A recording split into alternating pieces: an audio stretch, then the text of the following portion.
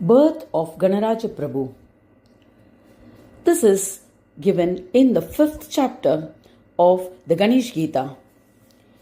In ancient times, among the Kshatriya clan, there was a couple named Sumada and Madhav. There is a mention in the Puranas of Sri Ganaraja Prabhu having incarnated in their house. Indicating the incarnation of the Lord, it is said that Madhav's wife, Sumada, though devoted, was barren. Taking this to heart, Madhava sacrificed her. Sumada went to the forest to do penance. Since her husband's name was Madhav, she took his name and began her austerities. But who should she meditate upon? If she thought of Vishnu, then instead of the four-armed Lord, all kinds of images came to her mind. But she could also not meditate on the dead body of Madhav. Then it struck her that Madhav's Atman is of resplendent light. So, holding on to that image, she began her penance on the luminous Atman. At that time, she had no idea that all Atmans are Ganesha himself. Therefore, when she did penance in the name of Madhav, Vishnu Paramatma was pleased with her and manifested before her to grant a boon. Besides, as caretaker of Dharma, only Vishnu has a right to grant fruits to a devoted wife who fulfills her Dharma. The boon she asked Vishnu was, "You should be my son." He gave her that boon. Thereafter the thought came to his mind that I am required to take incarnation for the sustenance of this world. So, under that pretext, I shall be born as her son. But even though Sumada did penance in the name of Madhav, but instead of meditating on my form, she meditated on a flame that is a quality of my Atman. Then how will my incarnation in the form of Vishnu be possible? Vishnu was in a dilemma. At that time, Vishnu's Atman Ganesh, being the form of light, took birth through Sumada's womb and solved Vishnu's difficulty. This story is also described in the Puranas. Later this will be explained further. The Atman is non-differentiated in nature. Ganesha as the Atman in all is the only one who is a form of light itself, which is mentioned in the Vedas. The human body is karma yogic in form and Jnana Yoga in nature. And if we understand God as incarnated with the face of an elephant, then that is Sama Yoga.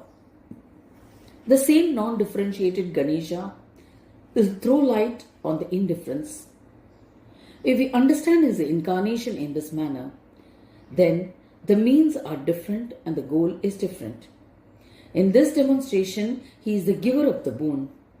For our understanding, Vishnu is different, but his Atma in the form of light is Ganesha, the bestower of fruits, and the son incarnate of Sumada.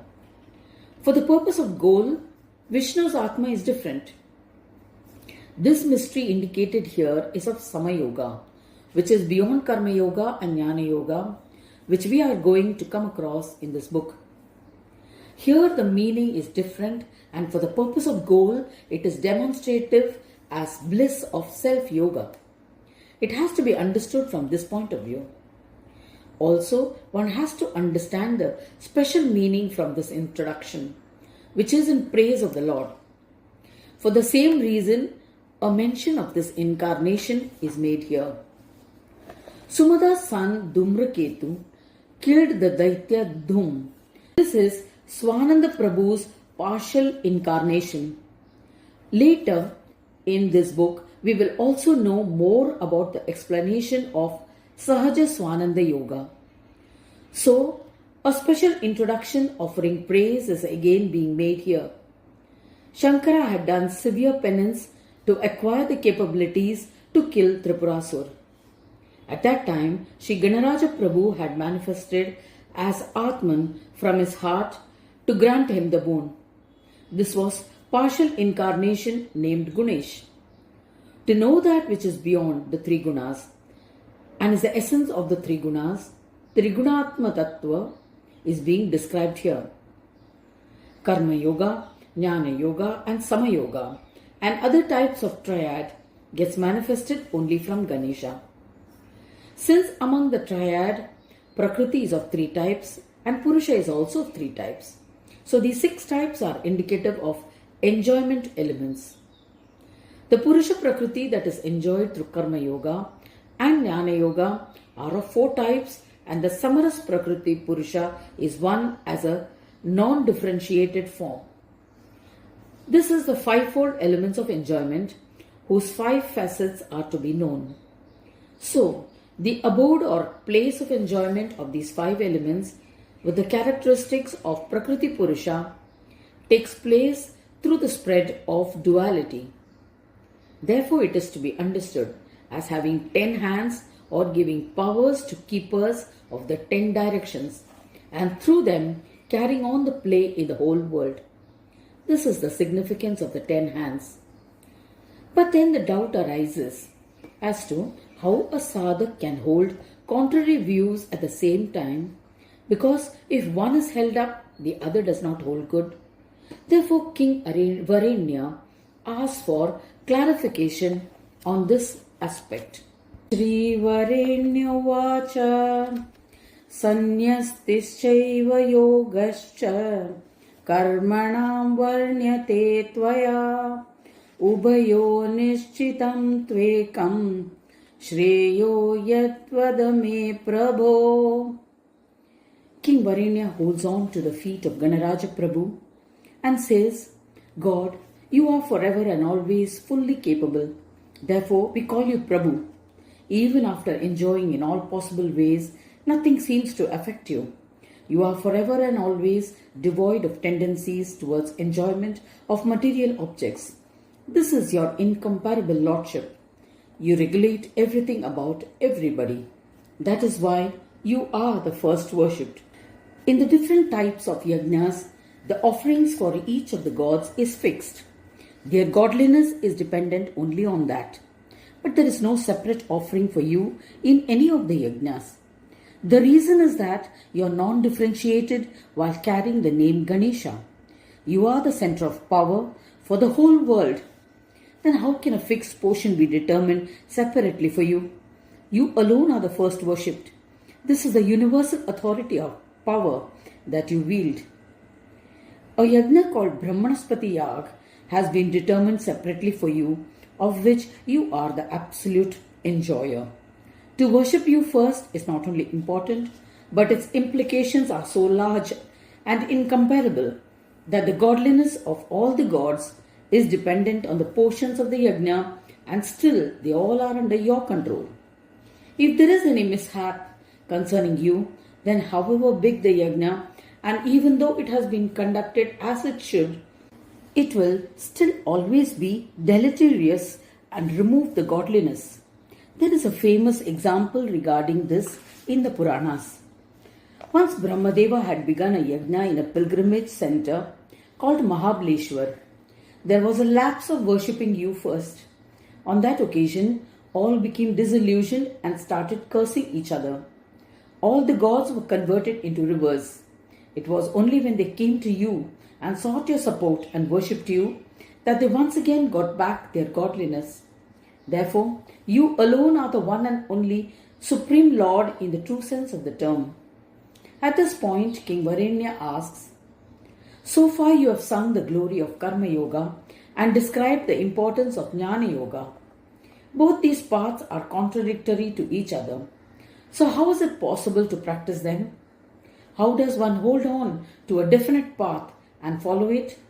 Please tell me that.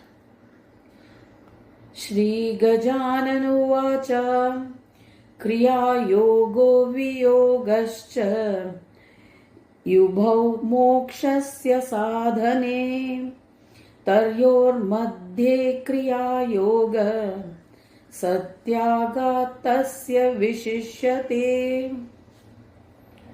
Shri Gajanan Prabhu speaks about Sama Yoga, which is a corollary to steadfastness in Vaishnavi Yoga. Both Karma Yoga and Jnana Yoga, as a means for attainment of liberation, are excellent in their own way. Both of them are capable of bestowing liberation, but one has to attain complete mastery in both of them. Therefore, a tool such as Sama Yoga is definitely expected. Listen to that now. We had discussed Karma Yoga and Jnana Yoga extensively in book earlier. In comparison to Jnana Yoga, Karma Yoga is more easy to accomplish and dependable due to its spontaneity. Hence, in a way, it's a savior because many times we act without thinking, and more often they are actions that are likely to take us to hell. This is because steadfastness is more difficult in the path of Jnana Yoga. It is the sadhak's state of mind which determines whether to detach from sensual pleasures or not. On the other hand, Karma Yoga is more useful because it is based on compounding actions. How is steadfastness in Jnana Yoga more difficult? Dvandva dukkha saho dveshtam yona kankshati kinchana mucchade bandhanat sadyo nityam sanyasavan sukham. For example, heat and cold are contrary in nature, and a calm bearing is required to adjust with both of them. Even though there is duality of experience, the understanding that they acquire according to their destiny, and therefore which has to be endured, is the requirement. When a person says to himself, there is a need for forbearance, and remains calm, he becomes eligible to develop steadfastness in Jnana Yoga. He accepts whatever he gets according to his preordained destiny. He subsists and does not desire much. This becomes second nature to him. Such a Jnana Yoga sadhak is firm and attains complete freedom from all kinds of bondage and lives his life happily. Thus, the path of sannyas is possible only after one has become free of consciousness of the body. That is why it is difficult. When there is awareness of dualities and willingness to give up objects of enjoyment, then the sadhak who is determined to walk the path of Jnana Yoga does not give up his karmas that he is duty bound to do. That is why initially steadfastness in Karma Yoga is emphasized. Vadanti binna falakau karmanas tyaga sangrahau modalpajnastapayorekam sanyujjita vichakshana. Explaining more about this, Shri Gajanan Prabhu says to King Varenya, those who believe that the fruits of Karma Yoga and Jnana Yoga are different are wrong. The psychic powers of Karma Yoga purify the internal body, making one develop a liking for the worship of the divine. And thereafter, when they become detached, they establish in Jnana Yoga. He performs all activities in a witness attitude. As a result, no bondage is created by the karma performed by the body, as whatever they do is automatically surrendered to Brahma. By performing Karma Yoga, while maintaining the witness state, enables one to get established in Jnana Yoga. With strict and continuous practice, that same yoga becomes Sama Yoga. The psychic powers achieved through the practice of Karma Yoga and Jnana Yoga are the same. Hence, those who think differently are ignorant fools. A sadhak who is premeditative before taking any action becomes deserving of Sama Yoga Siddhi. His thought process is that since the body is habituated to action, it will have to perform till death. And so, why not maintain a witness attitude towards all those actions? There is no doubt that the connection is felt. But if there is an awareness of their illusory nature, till the end, then the karmas are automatically surrendered to Brahma. Therefore, he is a karma yogi. Again, with rising awareness and the awakened power of discrimination, there is continuous experience of being in the state of Aham Brahmasmi. Therefore, through the power of the intellect, he is also an established Jnana Yogi. However, when this becomes an experience, he becomes accomplished in Sama Yoga. The structure of the body being karmic in nature, it is through the power of the intellect that all actions take place. Therefore, he is inspired for Jnana Yoga. Since he engages in dualities, it becomes Sama Yoga. He has an equally distributed base of power in both places, but he himself is different from both of them. One who attains such a state of samaras with a taste for equanimity is an expert at discernment. But this state comes step by step sequentially with the practice of the three yogas, and then alone can one completely attain psychic powers. Otherwise, there is a greater possibility of falling from yoga. Let us look at what Srimad Gargya Maharshi says on the subject. He writes, those who do not know the purpose of Karma Yoga or Jnana Yoga and how to achieve them step by step are of dull intellect.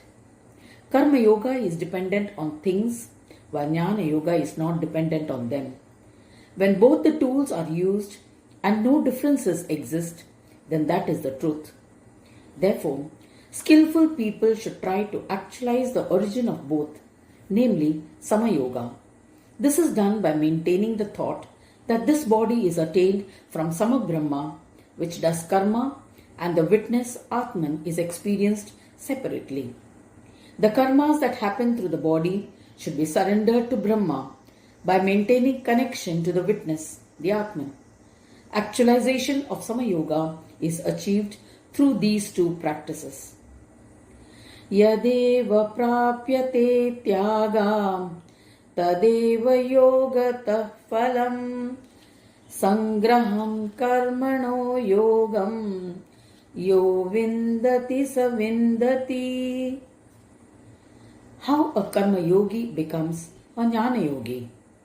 Shri Gajanan Prabhu says, the fruits of attainment of Brahma are achievable to karma yogis just as much as for those who resolve to sacrifice karma. It is seen that karma yogis surrender all actions to Brahma and then get absorbed into Brahma with attributes that play with Maya. So there is a presence of the play of Maya. Therefore, the siddhi of steadfastness in Jnana Yoga is not accomplished. If that is achieved, then Maya, the originator of the play, would of her own will be absorbed into the Brahma. Then the Karma Yogi too would attain the non-differentiated state of a Jnana Nishta Yogi. After beginning the play, Maya gets separated from Brahma and shows herself up in several forms by giving various experiences. When Maya manifests along with Brahma, the previously absorbed Karma Yogi too takes birth, as there is no space for him to exist in Jnana Brahma. When Maya gets separated, the power of Brahma that was reflecting in her gets reflected and becomes the support of the Jnana Yogi.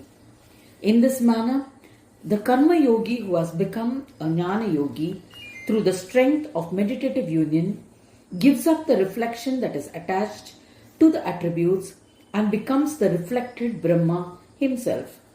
This has to be understood through the eyes of subtle discrimination. Even though the union of Maya with the reflection and her separation from it are seen as separate, that is not so in reality. The same meaning comes through the discrimination of Sama Yoga. In short, when all karma is surrendered to Brahma, it ends in Jnana Yoga Nishta. This union between the two is the ultimate fruition. Karma Yoga grants divine experience and transforms him from a fool to a jnani. Kevalam karmana nyasam sanyasam na vidurbuddha kurvanna nichaya karma yogi brahmaiva jayate. Shri Gajanan Prabhu says, only an ignorant sadhak goes about calling himself a sannyasi by giving up his karma without giving up the sense of duality. Nobody else considers him a jnani or a sannyasi. Such a purush attains hell for giving up his karma. Therefore, even if a person is ignorant, he should perform his karma in an attitude of surrender without any desire for it. Such a person will attain the siddhi of Brahma's experience. Nirmalo yata chittatma jitakho yoga tatparaha atmanam sarvabhutastam pashyan kurvatra lipyate. Shri Gajanan Prabhu then describes Brahma Bhava Siddhi, or the experience of Brahma. A person influenced by Maya maintains that the Atman and intellect are the same while enjoying physical activity, whereas a discriminating intellectual is aware that the Atman and the body are distinct from each other through contemplation of the Atman by the Atman, and when this fact shines in his intellect, it becomes pure and devoid of Maya's impurities. Such a Purusha is taintless. All the sense organs are under his control. Since the sadhak's yearning and anxiety for attaining Brahma is high, he is steadfast in his karma yoga, devoted in worship and surrenders to Ganesha by making karmas happen smoothly. Chintamani, who is the Atman in all, is the sole awareness which is active in his mind. As a result, he is not bound by any of his actions. This leads to Jnana Yoga Nishta, which then goes on to his attaining the superconscious meditative union. We shall continue this in the next audio about